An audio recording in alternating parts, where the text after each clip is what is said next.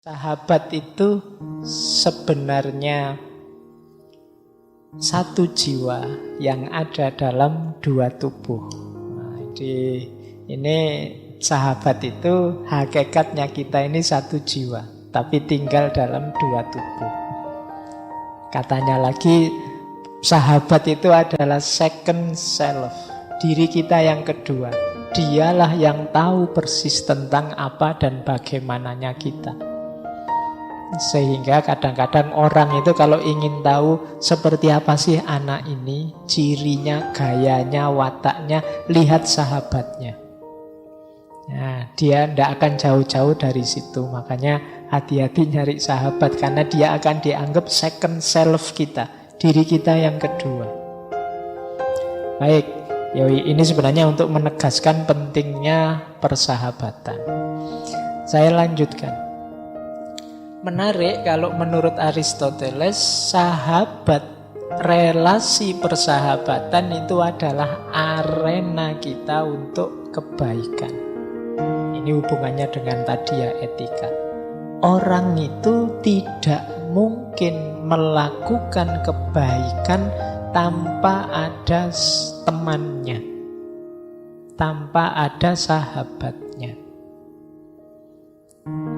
Ada banyak sekali kebaikan yang macet kalau kita sendirian tidak punya sahabat. Makanya kalimatnya Aristoteles itu menarik. Persahabatan itu adalah kebajikan dan mengandung kebajikan dan merupakan keniscayaan dalam hidup. Nah ini, tidak ada seorang pun yang bisa hidup tanpa sahabat meskipun dia punya semua kebaikan yang lain. Jadi kalau kita tidak punya sahabat, jujur kita tidak ada gunanya, penyayang kita tidak ada gunanya. Apalagi boleh sebut sifat-sifat baik. Saya itu amanah loh Pak, saya itu bisa dipercaya loh Pak, saya bisa dipercaya. Tapi kalau tidak punya teman yang mau mempercayai siapa? Saya jujur loh Pak, kalau tidak punya teman mau jujur pada siapa? Jujur itu kan selalu intensional, saya jujur tentang apa pada siapa. Jadi ada banyak kebaikan yang itu tidak akan operatif fungsional kalau kita tidak punya sahabat, tidak punya teman. Oh saya itu suka menolong kok Pak jiwanya. Pernah nolong siapa saja? Tidak pernah, saya sendirian terus kok Pak. Loh, jiwa suka menolongmu kan buat apa? Dan ada banyak kebaikan-kebaikan yang itu ya butuh orang lain. Kamu dermawan, itu kan butuh orang lain untuk diberi. Kamu sabar, itu kan perlu orang lain yang mungkin mengujimu atau membuatmu berat sehingga terus kamu sabar. Jadi tidak ada yang tidak perlu orang lain, termasuk dalam kebaikan. Maka kata Sokrates, dia niscaya, otomatis kita perlukan kalau ingin jadi orang baik. Bahkan nanti kita itu disebut baik atau tidak baik itu kan dalam rangka komparasi dengan orang lain. Kamu baiklah seperti temanmu ini loh, atau kamu harusnya lebih baik dari temanmu dan lain sebagainya. Jadi persahabatan itu niscaya dan tidak mungkin dia lenyap, kita singkirkan atau kita sisihkan kalau kita ingin jadi orang baik. Bahkan orang yang kaya dan punya jabatan tinggi harusnya lebih perlu sahabat. Kata Aristoteles, apa gunanya kemakmuran kalau tidak ada kesempatan untuk berbuat baik yang ditujukan pada seorang sahabat? Buat apa kamu baik hati kalau tidak ada baik kepada siapa? Buat apa kamu penyayang kalau tidak ada penyayang pada siapa? Buat apa kamu murah hati kalau tidak ada murah hati pada siapa? Jadi company, teman, sahabat, friendship itu sesuatu yang kita butuhkan, jadi prasyarat untuk kita jadi orang baik. Arena kebaikan. Jadi sahabat kita hakikatnya adalah peluang kita untuk melakukan kebaikan. Inilah teorinya Aristoteles. Jadi jangan disepelekan urusan persahabatan ini. Jangan sombong merasa saya sendirian saja bisa jadi orang baik, Pak. Ya mungkin ya, tapi sangat terbatas. Ada banyak nanti kebaikan yang kamu tidak bisa sendirian. Perlu orang lain. Jadi bahkan kata Aristoteles, apalagi kalau kita orang kaya, apalagi kalau kita punya jabatan, punya status, lebih kita memerlukan orang lain lagi. Jadi persahabatan hakikatnya adalah arena untuk kita melakukan kebaikan. Nah, itu kalimat lagi dari buku Nicomachean Etik. Kata Aristoteles, sahabat itu dukungan bagi yang muda.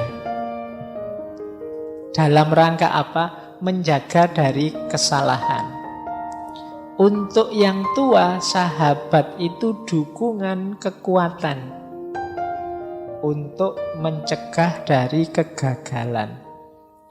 Untuk yang di puncak, yang sedang jaya, sahabat itu dukungan untuk melakukan perbuatan mulia. Jadi di masa muda, kata Aristoteles, sahabat itu punya fungsi ngerem. Dengan adanya sahabat, kita lebih terjaga. Kenapa? Karena anak muda itu kan sering meluap-luap. Semangatnya masih tinggi. Nah, dengan punya sahabat yang pas, dia akan terkendali. Karena anak muda itu kan biasanya lebih patuh, lebih asik dengan sahabatnya dibandingkan kalau mungkin orang tuanya atau gurunya atau dosennya yang ngasih tahu. Dia akan sangat malu, dia akan sangat resah, dia akan gelisah kalau tidak cocok, tidak nyambung dengan sahabatnya. Maka sahabat bisa berperan jadi kendali. Sahabat yang pas akan memudahkan kita untuk punya rem yang pakem dalam hidup ini. Maka teman-teman pinter-pinterlah nyari sahabat.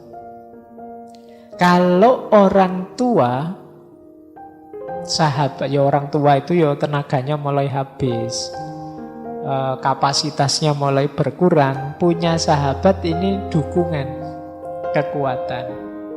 Jadi dia bantu banyak. Kalau ada sahabat mungkin bertukar pikiran, mungkin saling memberi utang kalau dia punya sementara aku tidak punya. Pokoknya nambal banyak hal yang mulai susut dalam hidup ini. Dan bagi yang jaya ya seperti tadi, sahabat itu arena kebaikan. Jadi maka teman-teman ini kan masih muda, masih asik dengan sahabatnya masing-masing. Jadikan relasi persahabatanmu adalah arena kebaikan. Boleh dihitung bareng, yuk kita bareng-bareng ini melakukan kebaikan apa ya? Wah, aku tadi baik loh, kamu subuh-subuh tak bangunin terus aku tidur lagi. Ya alhamdulillah lumayan. Loh kan ada kebaikannya. Oh, aku peduli loh dengan kamu. Buktinya apa? Kamu punya makanan, ya aku bantu menghabiskan. Buktinya apa? Kamu punya bensin, ya aku bantu menghabiskan. Ayo jadikan arena kebaikan ya bersama. Kebaikan apa yang lahir dipicu oleh sahabatmu, demikian juga kebaikan apa yang bisa lahir dari dia karena engkau yang memicunya. Ini nanti akan jadi kunci bahwa sahabat itu memang arena kebaikan.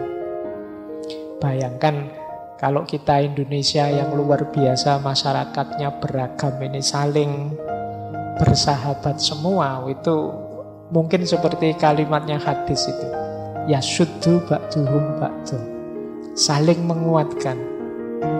Jadi yang sini pinternya otomotif, yang ini pinternya komputer misalnya. Itu kan yasuddu ba'duhum ba'du, saling menguatkan.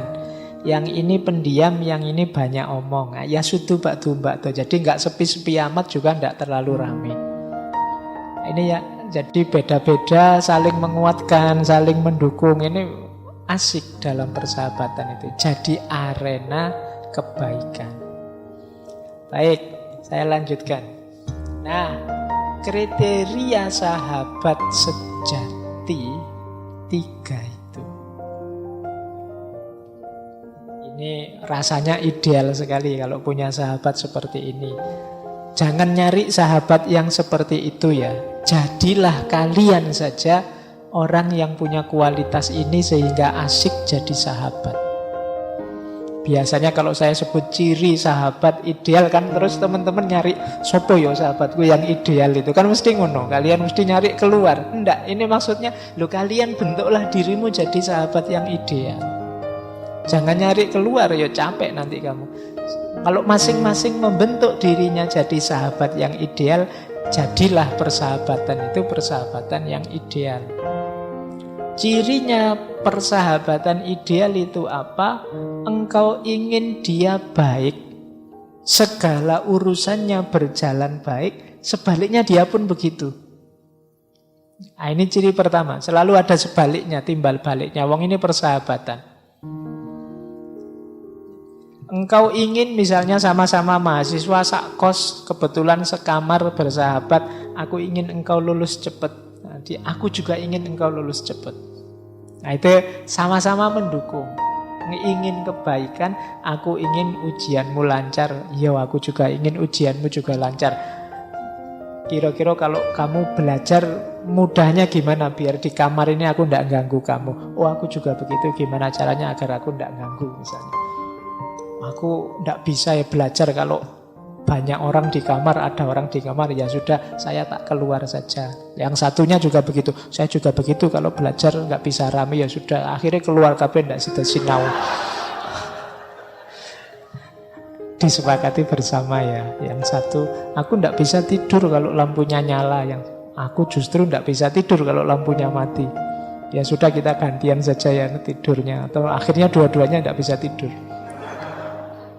Yaitu ilustrasinya. Tapi maksudnya yuk sesama sahabat saling peduli. Jadi aku ingin engkau baik saja. Kalau engkau melakukan hal-hal konyol yang tidak baik, yang merusak, yang menghancurkanmu, pasti aku cegah. Engkau pun pasti begitu kan. Nah ini sahabat. Jangan kok wah karena kita sahabat wis kamu mau apa saja termasuk yang jelek-jelek oke lah ya enggak. Karena aku sahabatmu, maka aku peduli. Sehingga kalau aku tahu engkau melakukan yang jelek dan merusak, pasti aku cegah. Kenapa? Aku ingin engkau yang baik-baik. Nah itu ciri persahabatan yang pertama. Yang kedua, kata Aristoteles, sahabat sejati itu dia akan melakukan apapun yang dia mampu untuk membuat sahabatnya bahagia. Sahabatnya pun begitu. Jadi sesama sahabat tidak enggan, tidak sulit untuk berkorban. Jadi meskipun aku capek tidak apa-apa, asal kebaikan hadir dalam hidupmu. Karena kita sahabat. Meskipun aku agak rugi-rugi sedikit tidak apa-apa, lawang kita ini teman. Apa sih yang dicari selain kebahagiaan kita bersama? Ini sahabat. Jadi sahabat ya di ciri kedua ini pasti tidak perhitungan. Kalau sahabat sangat perhitungan itu ya mungkin bukan sahabat, mungkin dagang hubungannya. Jadi minggu lalu kan aku sudah jemput, itu bensinnya habis sekitar setengah liter. Setengah liter itu kalau dikruskan nasi kucing itu dapatnya. Itu perhitungan, itu sahabat. Sahabat tidak akan menghitung itu. Kemarin ujian kamu tak kasih tahu contekan 2 soal, sekarang aku minta 1 aja, tidak dikasih. Loh, sahabat bukan perhitungan begitu. Jadi karena nyontek itu keburukan, maka aku halangi engkau dari keburukan. Oke. Sakarepe dhewe bikin anak dhewe. Oke ya, jadi ciri kedua seorang sahabat itu dia mau berkorban. Memberikan sepenuh daya yang terbaik untuk sahabatnya. Nah, yang sana juga begitu. Aku akan memberikan yang terbaik untuk sahabatku. Itu ciri kedua. Ciri ketiga, sahabat itu tidak pamrih. Jadi termasuk sekedar menunggu balasan tadi. Aku sudah melakukan kebaikan loh, sekarang giliranmu yang melakukan kebaikan padaku. Itu namanya pamrih. Tidak nunggu dibales, tidak minta diingat-ingat. Tidak hari ini juga tidak besok. Itu sahabat. Kamu tidak ingat dulu waktu kita mahasiswa baru yang suka nganter-nganter kamu siapa? Ini yang diinget-inget terus kayak gini itu kemungkinan bukan sahabat. Ya kalau diinget hanya untuk dikenang tidak masalah, tapi diingat untuk minta balasan itu. Ya kalau memang ada perlu ya sampaikan saja, tidak harus sambil ngungkit-ngungkit yang sudah diberikan. Jadi ya karena memang sesama sahabat ya saling membantu, saling mendukung. Kadang-kadang memang harus disampaikan permintaan, permohonan. Boleh ndak aku pinjam sedikit saja akhir bulan ini, aku sudah tipis, kan ndak masalah. Nah yang sana juga oke deh ya tak kasih, tapi yo kamu pengertian lah ya, ini kan aku juga sama-sama akhir bulan. Sudahlah kita makan bareng-bareng saja ya dengan uang sedikit ini misalnya, ndak masalah, sesama sahabat. Jadi kayak saya dulu di pondok itu kalau akhir-akhir bulan itu uangnya nipis itu ya strateginya mendekati santri-santri yang masak. Nah itu kan lumayan kan, dapat makan gratis mepet-mepet. Kayaknya bantu-bantu apa itu mesti dikasih. Jadi tidak khawatir kita itu kalau punya banyak sahabat. Tidak mungkin kita kelaparan, tidak mungkin kita kesulitan sendirian, tidak mungkin kita susah sendirian. Pasti ada pendampingnya, pasti ada yang mendukung, pasti ada yang menolong. Seandainya harus sangat susah ya, pasti bareng-bareng juga. Jadi itu asiknya punya sahabat.